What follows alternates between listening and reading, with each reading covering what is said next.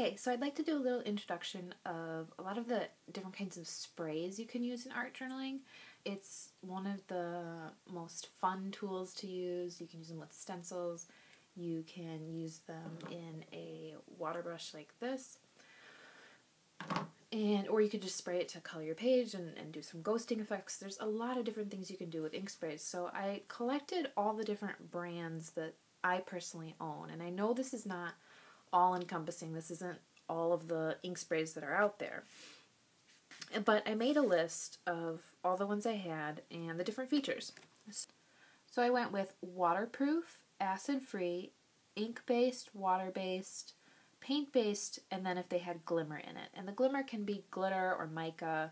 I think pretty much it's standard to use like mica in like one of these glimmer mists and a few others.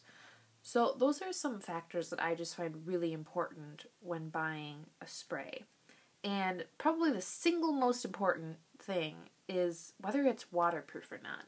So I did my own personal tests on this second page, which I'll get to in a second. And I also, read the bottles and sort of made some conclusions there. All of the sprays that I'm showing you here today are acid-free, except for the Tulip Fabric Spray and the Hampton Art Accents, which is like a scent spray. The first spray that I would like to cover is the Tattered Angels Glimmer Mist. I know these are very popular. They are available in a lot of shades. They're very beautiful, and these are glimmer mists. So there is a mica powder in there, and they are absolutely beautiful on cards and in journals, and to achieve a lot of different effects.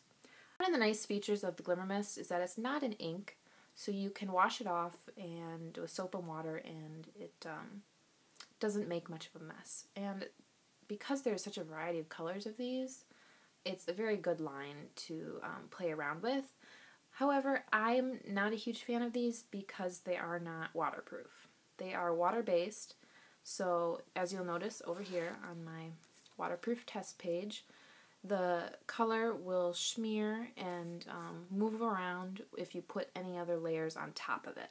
So if you do want to use any sort of molding pastes or gel mediums or Mod Podge on top, this will shift around a little bit and it might not turn out the way you liked if you had a very pretty stenciled pattern or something. It'll move around.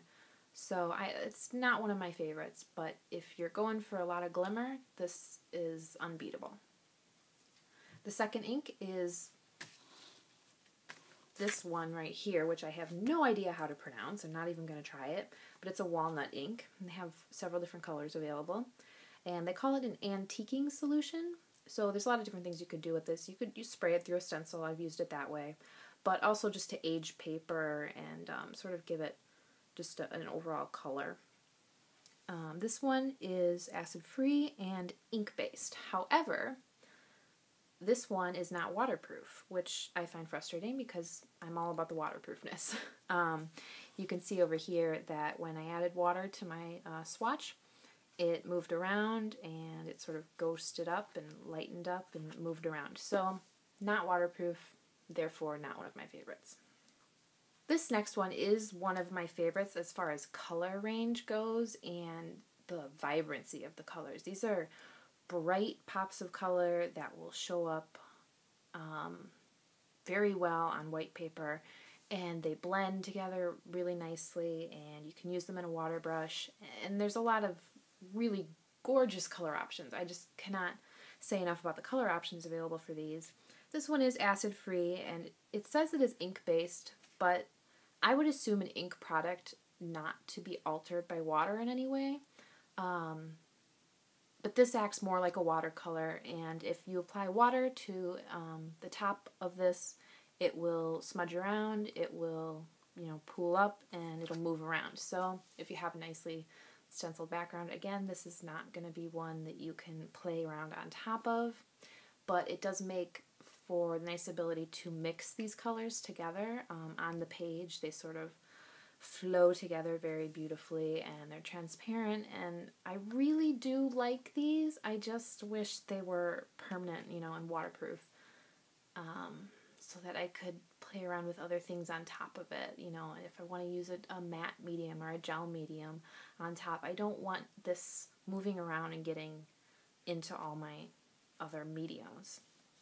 So while I really do love this one, it's not my favorite. The fourth spray I will be getting into is the Luminart Radiant Rain. And I only have 2 of these, but I really do like them. They are mainly a glimmer spray with a little bit of coloring. It's not as vibrant as the Ranger Dilutions, but you know, you still get a beautiful color, and there's a lot of shimmer in these. This one is water-based, so as you can expect, when you put wet media on top of it, it moves around and smears a little bit.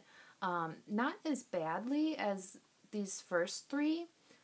You'll notice it didn't ghost away the color. It didn't pull it up off the page as much, and you didn't get that dark edge around where I applied the water.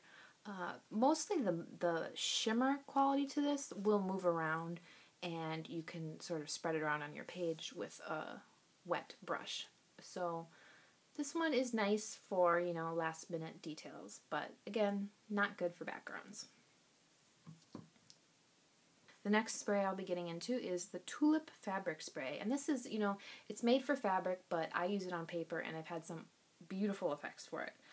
This is the first one so far that I have listed that is waterproof. So I'm a fan instantly because of that, because I like to use sprays for my backgrounds and then working on top of it. I don't want it to move around. That being said, I don't know if this is acid-free. I don't know if it's a very long-lasting sort of product. And there is no glimmer in this. It's just color. So it doesn't mix well with other colors. You can sort of layer them on top of each other because it dries fairly quickly. And then it is permanent. So this is good if you want to layer a lot of colors on top of each other and avoid getting a muddy background. This is excellent for that. So I am a fan of these. They're cheap too, you know, they're not as expensive, you know, you don't have to buy them individually. I got a package of like 9 of these in all different colors, and there's a white one too, which works really great. And you won't be able to find a lot of spray inks or watercolors that are white that show up, but the Tulip fabric sprays work really great for bright pops of color that will stay on your page and not move around once they're down. The next spray that I'm going to mention is just one I got at Michael's. I don't know if it's very popular. I think they might have been selling out of them because they weren't selling very well, but they're by Hampton Art and they're called Accents. And these have a scent to them. This one is grapefruit, and I really don't like it at all. But for the sake of being, you know, all-inclusive on every spray that I had, I included it here. And this one, I don't know if it's acid-free or not. Couldn't find any information. They don't seem very popular. And as far as waterproof, I kind of had a mixed result over here. The edges sort of blurred out when I added water, and the mica or glimmer, whatever kind of glimmer they use in these, moved around. You can see it here on the bottom of the bottle. So the glimmer moved around. The color didn't move around a lot, but it did soften up. So I would say this is, you know, it's like half and half. It's sort of waterproof, sort of not. But one thing I would like to mention about this one, which is really, I'm probably not going to buy this ever again, is it bleeded through my paper, which is very strange. None of the other inks, as you can see, did that. And it's not a very bright color. It's a very pale, sort of pinky orange. So I'm surprised that it bled through. Really not a fan of these. Don't recommend them. There's better ways to add scents to your journal pages if you really do want to add that extra sensory integration. The next product I'm going to be mentioning is the Smooch Spritz, and you can tell I have used this one quite a bit, but you don't get very much product when you buy these, so this is the smallest container of any spray product I've ever bought, and it is really quite disappointing. But this one is acid-free, and it is actually paint based. I looked this one up online, and it's supposedly acrylic paint in here, which kind of got me excited because that's different than the rest. I mean, the fabric spray is paint as well, but this one is supposedly paint based, and I didn't know exactly what that meant, and so in the waterproof test, I kind of got the same results as with the accents. The glimmer moved around a bit, and the color sort of shifted and lightened. You can tell here how it's a little bit different than it is over here on this side. There's sort of a lighter area in the middle, so the water does slightly affect the smooch spritzes, but this is a really nice spray for adding glimmer, and it didn't shift around too much. However, I do want to say this is, I have another color somewhere, but I couldn't find it, so I couldn't test it, but this particular color is very light, and it's not very vibrant. I love the vibrancy of the Ranger Dilutions inks. I think those are fantastic, and like the Tulip fabric sprays are very bright and very colorful. This one is much more subdued and pretty translucent. So if you're looking for that effect, you might want to try these. The last and final spray product that I'm going to recommend to you, which is my favorite, even though it's not specifically intended to be used as a spray, is the Dr. P.H. Martin's Bombay India ink. I don't know how else you would pronounce that, Dr. Martin's. I'm not sure. But using these inks in a spray bottle, like I have a mini mister here with that same color in it, they're fantastic. These are waterproof, acid-free, and ink-based. And when I did the test over here for the water, things did not move, nothing shifted, and I would have to say this is probably my favorite of the bunch because if you want to, you can go online and buy a kit of these where you get a bunch of different colors, and then you can use these directly into an empty mini mister or a larger mister, you know, whatever you have. And these make great spray products for backgrounds. They stay put, and they're waterproof, and they're very vibrant. You can tell that this orange is very vibrant. It's a little translucent, you know. It's not completely opaque, which I never really want in a spray ink anyway. But once you have this set of colors, they have a couple other sets, you can mix whatever color you want in your bottles, and you can just invent your own colors, which is absolutely fantastic. And I mean, if you wanted to, you can even add like a mica powder to your spray bottle and make these into glimmer mists. There's a lot of options here with these India inks. You can also use them in pens and do whatever you want with them. So of all the spray products, this is definitely my favorite.